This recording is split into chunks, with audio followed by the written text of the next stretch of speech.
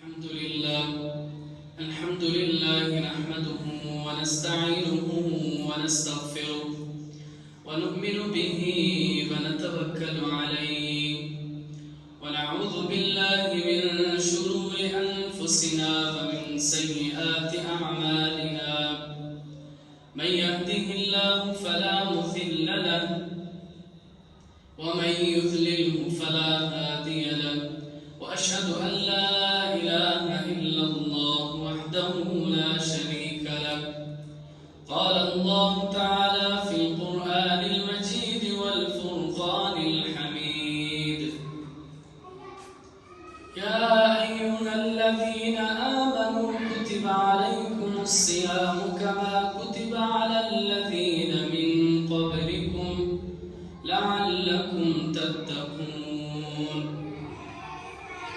صدق الله العظيم وصدق رسوله النبي الكريم ونحن على ذلك من الشاهدين والشاكرين والحمد لله رب العالمين. اللہ تعالیٰ کا ارشاد ہے یا ایھا الذین آمنوا کتب علیکم الصیام کما کتب علی الذین من قبلکم لعلکم تتقون. اے ایمان والو، آپ پر روزے فرض کیے گئے ہیں جیسا کہ آپ سے پہلے لوگوں پر روزے فرض کیے گئے تھے، اس لیے کہ لعلکم تتقون، تاکہ آپ تقوی حاصل کریں. تقوی بچنے کو کہتے ہیں، یعنی معصیت سے بچنا، گناہوں سے بچنا، برے کاموں سے بچنا، ان کاموں سے بچنا جن سے اللہ رب العزت نے منع فرمایا ہے. جو اللہ کو ناپسندیدہ ہے ان سے بچنا، یہ تقوی ہے. اب اللہ رب العزت نے اس مہینے میں قرآن پاک بھی نازل فرمایا، یعنی ایک مقدس مہینہ ہے. یہ وہ مہینہ ہے کہ جب حضور صلی اللہ علیہ وسلم کو پتہ چلتا کہ اب اس مہینوں کے بعد وہ مہینہ آ رہا ہے تو پہلے سے وہ تیاری کرتے تھے، دعائیں فرماتے تھے کہ یا اللہ ہمیں رمضان المبارک تک صحیح سلامت پہنچا دے، وبلغنا رمضان، ہمیں رمضان المبارک تک پہنچا دے. اللہ تعالیٰ سے یہ دعائیں فرماتے تھے. اللہ رب العزت نے یہ مہینہ مسلمانوں کے لیے ایک ایسا مہینہ بھیجا ہے کہ مسلمان اور مومن اس میں خوش ہوتے ہیں، اس لیے کہ اس میں ان کی مغفرت ہوتی ہے. جتنے برائیں انہوں نے کی ہیں، اللہ رب العزت اس مہینے میں ان کے اعمال کی وجہ سے ان کے تمام گناہ معاف فرما دیتے ہیں، صغیرہ گناہ معاف ہوتے ہیں، اور اس کے علاوہ جو کبیرہ گناہ ہیں وہ بھی معافی مانگے تو اللہ تعالیٰ معاف فرما دیتے ہیں. اللہ رب العزت نے یہ مہینہ مسلمانوں کے لیے بھیجا اور اس میں فرمایا کہ اے ایمان والو، آپ پر روزے فرض کیے گئے جیسا کہ آپ سے پہلے لوگوں پر بھی فرض تھے. اس میں آپ تقوی حاصل کریں. اب تقوی کی تشریح کیا ہے کہ انسان پورے سال جن گناہوں میں مبتلا ہوتا ہے، چاہے وہ صغیرہ گناہ ہے، کبیرہ ہے، لیکن جیسے ہی رمضان المبارک کی آمد ہوتی ہے تو اس میں یہ شخص اپنے ساتھ یہ سوچتا ہے کہ میں نے اتنے گناہ کی ہیں، گناہگار ہوں، لیکن یہ مقدس مہینہ ہے، اگر اس مہینے میں بھی میں گناہ کروں گا تو مجھ میں کیا اسلام، کیا دین رہے گا. میں تو اللہ رب العزت کے سامنے توبہ کروں گا. اور جیسے ہی رمضان المبارک کا چاند دیکھتے ہیں تو فوراً اللہ سے رجوع کرتے ہیں، اپنے گناہوں کو جب انہیں خیالات آتے ہیں وہ انہیں بھول جاتے ہیں، اپنے سے دور کرنے کی کوشش کرتے ہیں کہ اب اللہ رب العزت ناراض نہ ہو جائے، یہ مقدس مہینہ ہے، اس میں بھی ہم اپنی بخشش نہ کروائیں۔ تو دیکھیں اللہ رب العزت اتنا کریم ہے، اتنا مہربان ہے کہ انسان جتنے بھی گناہ کر لے، جتنے بھی گناہ ہم سے ہو جائے، اللہ رب العزت کے سامنے ایک دفعہ توبہ کر لے، اللہ معاف فرما دیتے ہیں۔ یہ دنیا کے انسانوں کو اگر دیکھا جائے کہ ایک شخص کو اللہ نے نوازا ہے، اللہ نے مالدار بنایا ہے، اللہ نے ان کو بہت کچھ عطا کیا ہے، ان کے ہاں لوگ کام کرتے ہیں، ان کے نوکر ہوتے ہیں، اگر ان سے کوئی ایسا کام ہو جائے کہ اس کی مزاج کے خلاف ہو تو انہیں بہت کچھ سناتے ہیں، حتیٰ کہ اپنے کام سے بھی نکال دیتے ہیں۔ یہ اللہ نے دکھایا کہ دیکھیں دنیا میں تم ایک دوسرے کے ساتھ گزارا نہیں کر سکتے، دنیا میں آپ جس بھی مہربان اور مشفق شخص کے ساتھ آپ کا رہنا ہو اور اس میں آپ سے کوئی غلط کام ہو جائے تو وہ تمہیں مار ڈالے گا، حتیٰ کہ تمہیں یہ کہے گا کہ تمہاری جو روزی تھی آج سے وہ روزی بند ہو گئی، لیکن یہ انسان ناسمجھ ہے، روزی تو اللہ کے ذمہ ہے، سب کچھ دینے والا تو اللہ ہے۔ یہ اللہ نے یہ عبرت کے لیے دنیا بنائی کہ اس میں آپ دیکھیں کہ کس کس طرح کے لوگ ملیں گے، لیکن اللہ فرماتا ہے میری دربار میں بخشش کی کمی نہیں ہے، چاہے رمضان ہو چاہے رمضان نہ ہو، چاہے مغفرت کی راتیں ہو چاہے ویسی کوئی رات یا کوئی دن ہو، میرے طرف لوٹ آؤ، اتنے گناہ کر کے آؤ کہ آپ خود اسے گن نہ سکو، میرے سامنے ایک دفعہ آنسو بہاؤ۔ اللہ رب العزت فرماتے ہیں آپ کی دعا سے پہلے میں آپ کو معاف فرما دیتا ہوں۔ پھر کیوں نہ ہم اپنے اللہ سے دعا کریں اس مبارک مہینے میں کہ اللہ رب العزت فرماتے ہیں میرے آپ کی آسانی کے لیے شیاطین قید کر دیے کہ اب میرے بندوں کی طرف مت جاؤ، وہ میری عبادت کریں گے۔ تو یہ مہینہ جیسے آتا ہے ہر انسان اس کا دل نرم ہو جاتا ہے، وہ سوچتا ہے میں اب اللہ کے دین کی طرف رجوع کروں اور اللہ سے مانگوں، عبادت کروں، دن میں روزہ رکھوں، رات میں تراویح پڑھوں، اور مجھ سے ہو سکے تو صدقات دوں، جو اللہ نے مجھ پر زکوٰۃ فرض کیا ہے میں ادا کروں۔ اس مہینے میں روزہ داروں کی عبادت کے اجر کو بڑھا دیا جاتا ہے، یعنی اگر وہ کوئی نفل کام کرتے ہیں، مستحبات کرتے ہیں، تو اللہ رب العزت ان کا ثواب بڑھا کر فرائض کے برابر کر دیتے ہیں۔ یعنی جیسے کوئی انسان 2 رکعت فرض پڑھتا ہے فجر کا، اس کا جتنا ثواب ہے رمضان المبارک میں مسجد میں داخل ہوئے، تحیت المسجد پڑھی، تحیت الوضو پڑھی، یا کوئی اور 2 رکعت ویسی ہی نفل پڑھ لی، اللہ رب العزت آپ کو اس کا اجر اتنا دیں گے جیسے اب آپ نے 2 رکعت فرض ادا کی۔ اور جو فرائض ادا کرتا ہے اللہ رب العزت 70 گنا اس کی نیکیوں کو بڑھا دیتا ہے۔ تو اس لیے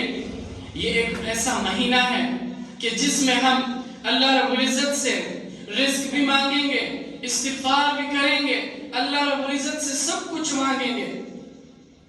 اب اللہ نے ہمیں موقع دیا ہے اور یہ ایسا مہینہ ہے کہ اس میں انسان اپنی بخشش کروائے، بخشش نہیں کروائیں گے تو اللہ رب العزت یہ مہینہ بھیجا، اس میں حضور صلی اللہ علیہ وسلم کی وہ دعا نہیں سنی کہ حضرت جبرائیل علیہ السلام نے یہ بدعا فرمائی، حضور صلی اللہ علیہ وسلم نے آمین کہا، یعنی ہلاک ہو وہ شخص جو یہ مہینہ پائے اور اس میں اپنی بخشش نہ کروائے۔ تو تو یہ مہینہ اللہ نے ہمیں عطا کیا ہے، اس کی ہم قدر کریں۔ قدر کرنے کے بعد ہم اس میں اس کی فضیلت سمجھیں، روزے کی کیا فضیلت ہے، تراویح کی کیا فضیلت ہے، نوافل کی کیا فضیلت ہے، قرآن پاک کی کیا فضیلت ہے۔ ان فضیلتوں کو ہم جانیں، اس کے اجر و ثواب جان کر اس کے بعد اس پر عمل کریں۔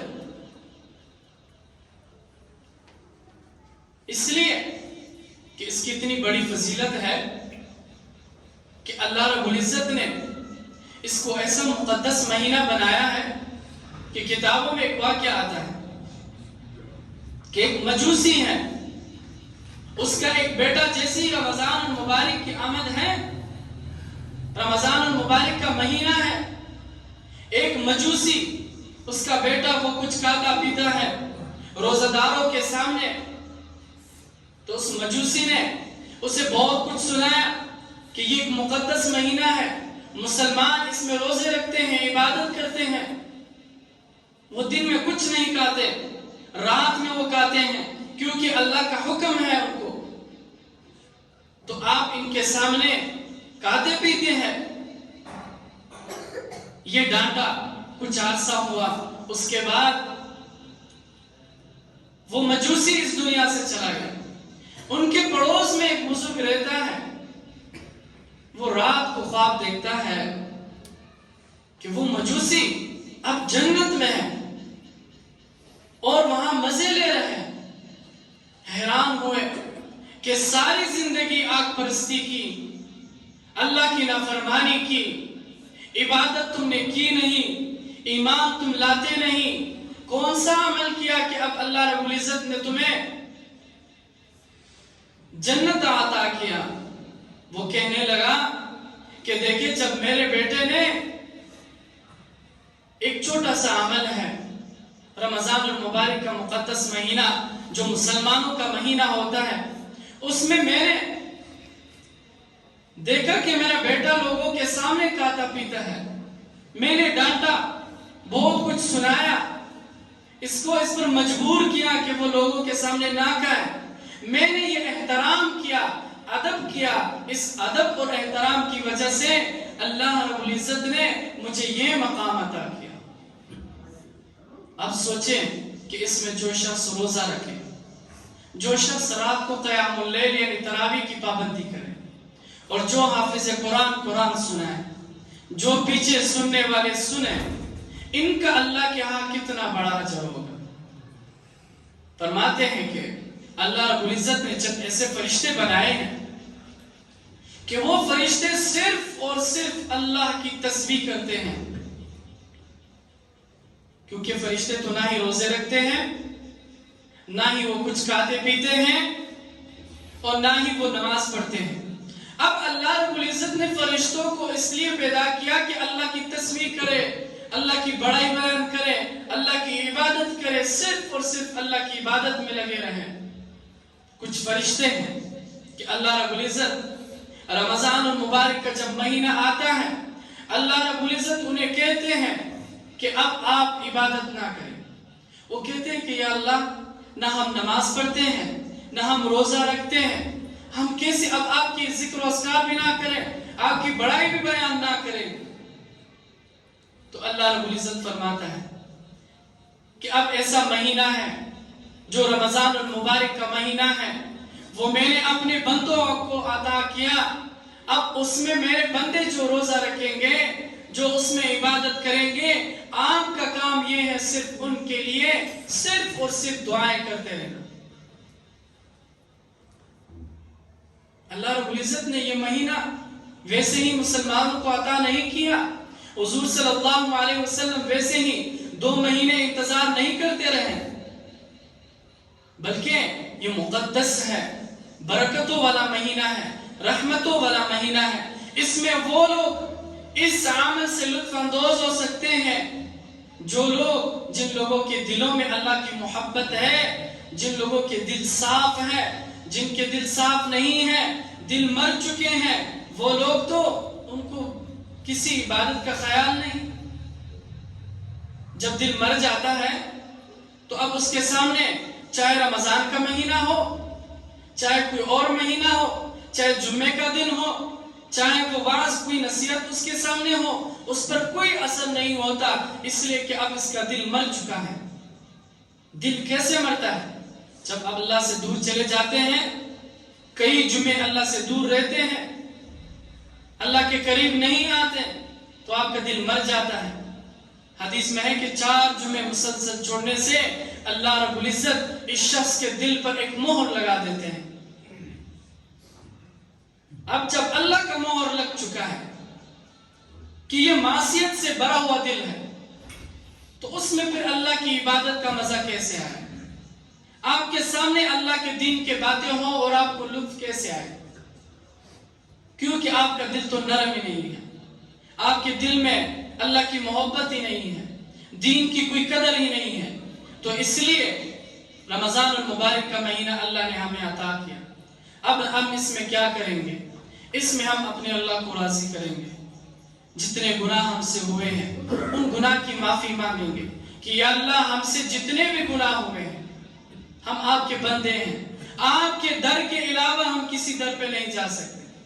نہ ہم آپ کے علاوہ کسی سے مانگ سکتے ہیں، نہ ہی آپ کے علاوہ کوئی ہمیں عطا کرتا ہے، نہ ہمیں کچھ دیتا ہے، نہ ہم مانگتے ہیں۔ گناہ تو مجھ سے ہوئے ہیں، میں ایک انسان ہوں، تیرا بندہ ہوں، اور معاف کرنے والا تو ہے، تو سب کچھ بے قادر ہے، یا اللہ اب میرے گناہوں کو معاف کر دے۔ تو اللہ رب العزت کے سامنے گڑ گڑائے، روئے، اللہ سے مانگے کہ یا اللہ ہم گناہگار تو ہیں، ہمارے دل تو مر چکے ہیں، ہم پر کوئی بات اثر ہی نہیں کرتا، اذان ہوتی ہے ہم اس کی آواز بھی سنتے ہیں، لیکن مسجد تک جانے کی توفیق نہیں ہے۔ یہ توفیق دینے والا بھی تو ہے، میرے اختیار میں نہیں ہے۔ میں آپ سے مانگتا ہوں یا اللہ آپ ہی مجھے اپنے گھر کی طرف بلائیں۔ جب اللہ کا کرم ہوتا ہے، اللہ کی رحمت کی نگاہیں آپ کی طرف متوجہ ہو، تو پھر آپ کو توفیق ہوتی ہے سجدوں کی، مسجد میں آنے کی۔ جو مسجدوں مساجد کے پابند ہیں، مساجد میں آتے رہتے ہیں، وہی اللہ کے قریب لوگ ہیں اور وہی اللہ تعالیٰ پسند کرتے ہیں۔ تو دعا فرمائے کہ اللہ تعالیٰ ہمیں اس مقدس مہینے کی قدر کرنے کی توفیق عطا فرمائے، اس کی فضیلت سمجھنے کی توفیق عطا فرمائے۔ جو ہم سے گناہ ہوئے ہیں اللہ تعالیٰ ہمیں توفیق دے کہ ہم اللہ سے مانگے، ان گناہوں کی معافی مانگے، اور اللہ تعالیٰ ہمیں صحابہ کرام کے نقش و قدم پر چلنے کی توفیق عطا فرمائے۔ وما علینا الا البلاغ۔